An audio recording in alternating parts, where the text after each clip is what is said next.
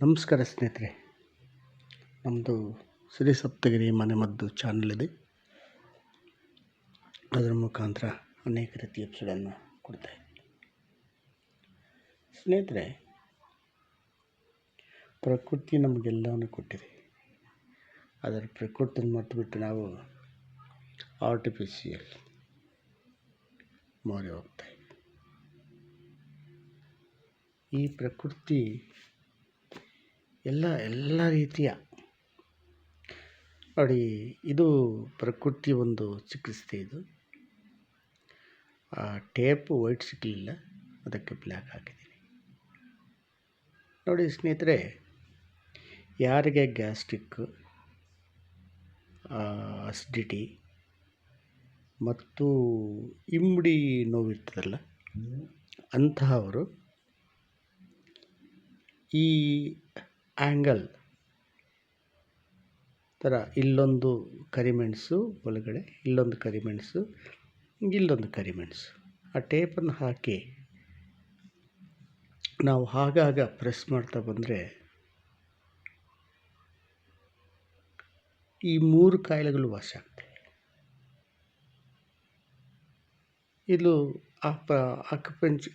Pressure, ಇದು ಅದಕ್ಕೆ ಸಂಬಂಧಪಟ್ಟ ಪ್ರೆಷರ್.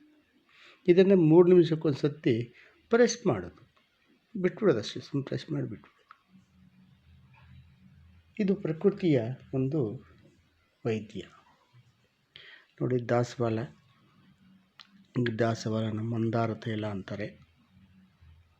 ಈ ಮಂದಾರ ತೈಲವನ್ನು ನಾವು ತಯಾರು ಮಾಡಿಕೊಂಡು ತಲೆಗೆ ಹಚ್ಕೊಳ್ಳೋದ್ರಿಂದ ಕೂದಲು ಸಮೃದ್ಧಿಯಾಗಿ ಬೆಳೀತವೆ ಮತ್ತು ಬೇಗ ನರಿಕೂದಲು ಬರಲ್ಲ.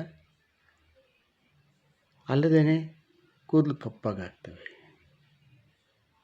ಮತ್ತು ಅದಲ್ಲದೆ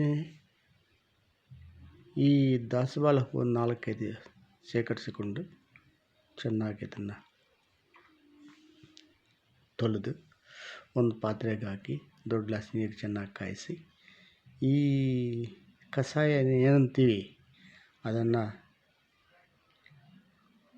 ಶೋಧಿಸ್ಕೊಂಡು ಕರಿಬೆಲ್ಲ ಮತ್ತು ಸ್ವಲ್ಪ ಕರಿಮೆಣಸಿನ ಪುಡಿ ಹಾಕಿ ಸೇವನೆ ಮಾಡ್ತಾ ಬಂದರೆ ಹೃದಯಕ್ಕೆ ಏನೇ ತೊಂದರೆ ಇರಲಿ ಅದನ್ನು ನಿವಾರಣೆ ಮಾಡ್ತಾರೆ. ಅಷ್ಟು ಶಕ್ತಿ ಈ ಮಂದಾರ ಹೂವಿದೆ.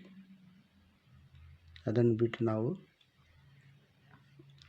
ಆ ಗ್ರಾಮು ಈ ಗ್ರಾಮು ಏನೋ ಅಂಜೋಗ್ರಾಮ್ ಮಾಡಿಕೊಂಡು ನಾವು ಅನೇಕ ರೀತಿ ಕಾಯಿಲೆ ತರಿಸ್ಕೊಳ್ಳೋ ಬದಲು ಪ್ರಕೃತಿ ಕೊಟ್ಟಿರ್ತಕ್ಕಂತಹ ಈ ಒಂದು ಹೂಗಳಿಂದ ಅದನ್ನು ನಾವು ನಿವಾರಣೆ ಮಾಡ್ಕೋಬೋದು.